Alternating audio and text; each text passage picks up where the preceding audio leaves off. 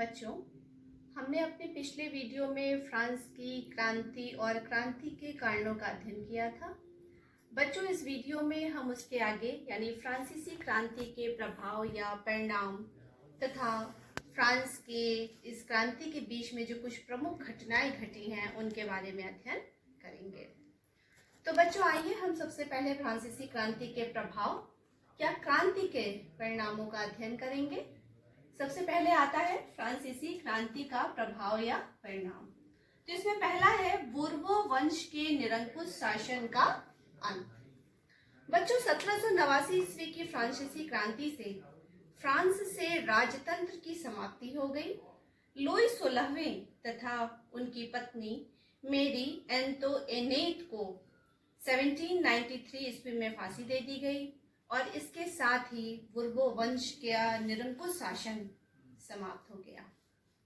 दूसरा है नवीन संविधान का निर्माण। अब बच्चों, चूंकि बूर्बो वंश बूर्बो वंश जो था वो एक निरंकुश शासकों का वंश था, तो अब हमें जब ये राजतंत्र समाप्त हो गया तो हमें फिर एक नए संविधान की आवश्यकता हुई। तो बच्चों, क्रांति से फ्रांस में राजतंत्र तो समाप्त हो गया, राजाओं के निरंकुश शासन का भी अंत हो गया और अब फ्रांसीसी चाहते थे कि उनके साथ समानता का व्यवहार हो, उन्हें स्वतंत्रता मिले और देश बंधुत्व की भावना से चले। तो बच्चों, इसके लिए क्या आवश्यक है? इसके लिए बच्चों ऐसे कानून की आवश्यकता थी जो लोगों को समानता, स्वतंत्रता तथा बंधुत्व की भावना प्रदान कर सके और ऐसे कानून संविधान के निर्माण से ही संभव है। तो फ्रांस में भी क्रांति के बाद राष्ट्रीय सभा द्वारा एक नया संविधान तैयार किया गया जो यूरोप महाद्वीप का पहला लिखित संविधान था। और इस संविधान की जो सबसे खास बात थी कि इस संविधान द्वारा समस्त नागरिकों को मताधिकार प्रदान किया गया। कि बच्चों, लोगों को अभिव्यक्ति की स्वतंत्रता भी इस संविधान द्वारा प्राप्त हुई। लोग स्वतंत्र होकर अपनी बात कह सकते थे, जबकि इससे पहले लोगों को राजा के पसंद के अनुसार, मतलब राजा जैसा चाहता था वैसा जनता को बात करनी पड़ती थी। वो अपनी बात सबके सामने नहीं रख सकते थे। बच्चों, मैंने पहले भी कहा है कि कोई भी क्रांति बिना विचारों की क्रांति के संभव नहीं हो सकती है। अतः अब लोग प्रिंट मीडिया द्वारा अपनी बात खुलकर लोगों तक पहुंचाने लगे। प्रिंट मीडिया बच्चों क्या होता है? जैसे हमने फ्रांसीसी क्रांति के जो कारण थे उसमें बताया कि बहुत सारे उसमें दार्शनिकों के योगदान रहे हैं, उनकी बुक्स आई, तो वो प्रिंट मीडिया द्वारा जो छप करके जब आई वो लोगों तक घर घर पहुंची, तो लोगों के विचारों में क्रांति आई। अब आता है बच्चों जनतंत्र की स्थापना। बच्चों, संविधान में फ्रांसीसी जनता को कुछ मौलिक अधिकार दिए गए, तो वही उनके कर्तव्य भी निश्चित किए गए कि उनके कौन कौन से देश के प्रति कर्तव्य हैं। इसके बाद चौथा आता है बच्चों स्वतंत्र न्यायपालिका की स्थापना। बच्चों, 1789 ईस्वी में क्रांति के पश्चात फ्रांस की न्याय व्यवस्था का पुनर्गठन किया गया। अब न्यायपालिका को विधान पालिका तथा कार्यपालिका से स्वतंत्र कर दिया गया। इसके बाद जो पांचवा प्रभाव पड़ा वो था लोक कल्याणकारी कार्यों को बढ़ावा देना। तो बच्चों, क्रांति के पश्चात लोकहित में बहुत सारे कार्य किए गए। जैसे लोकहित के कौन कौन से कार्य हो सकते हैं? जैसे सड़क बनवाना, पुल बनवाना, बांध बनवाना, कृषि पर भी बहुत जोर दिया गया जिससे देश समृद्धशाली हुआ। इसके बाद आता है बच्चों छठा कुलीन एवं सामंती वर्ग के विशेषाधिकारों में कमी। अब बच्चों, इस संविधान द्वारा जो एक और बात कही गई कि फ्रांस में जो कुलीन वर्ग थे और सामंती वर्ग थे उन्हें जो विशेष अधिकार प्राप्त था। जैसे कौन कौन से विशेष अधिकार प्राप्त थे बच्चों?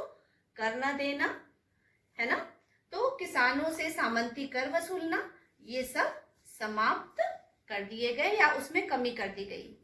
अब आता है बच्चों फ्रांसीसी क्रांति का प्रभाव न केवल फ्रांस के समाज पर पड़ा बल्कि विश्व पर भी इसका प्रभाव पड़ा। आइए हम देखें कि विश्व पर इसका क्या प्रभाव पड़ा। बच्चों, हमने फ्रांसीसी क्रांति जब पढ़ाना शुरू किया था तभी बताया था कि फ्रांस की क्रांति में बहुत सारी ऐसी महत्वपूर्ण घटनाएं आई थी जिसने पूरे यूरोप के जनजीवन को अस्त व्यस्त कर दिया था।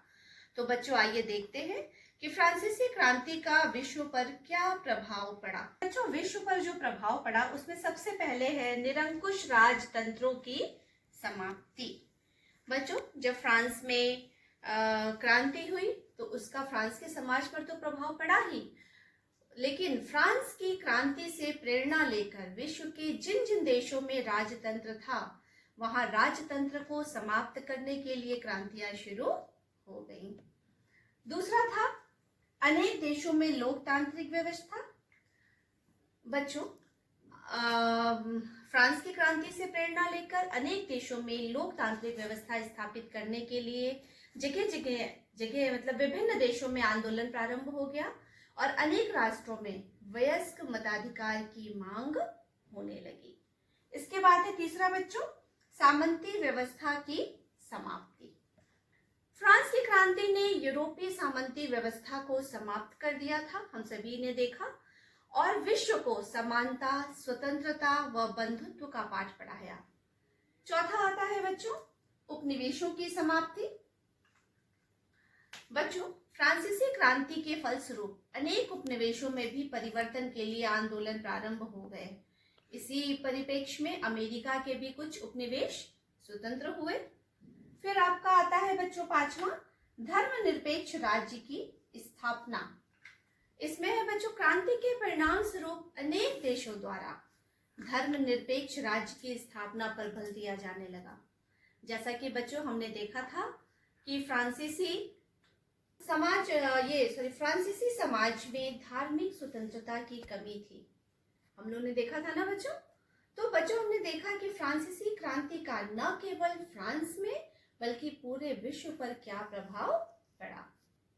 बच्चों अब आज यहीं तक, फिर हम लोग अगले वीडियो में देखेंगे कि वो जो कुछ प्रमुख घटनाएं थी, जैसे मैंने आपको पहले वीडियो में बताया था कि बास्टील की घटना क्या थी, टेनिस कोर्ट की घटना क्या थी, हम उसके बारे में चर्चा करेंगे। धन्यवाद।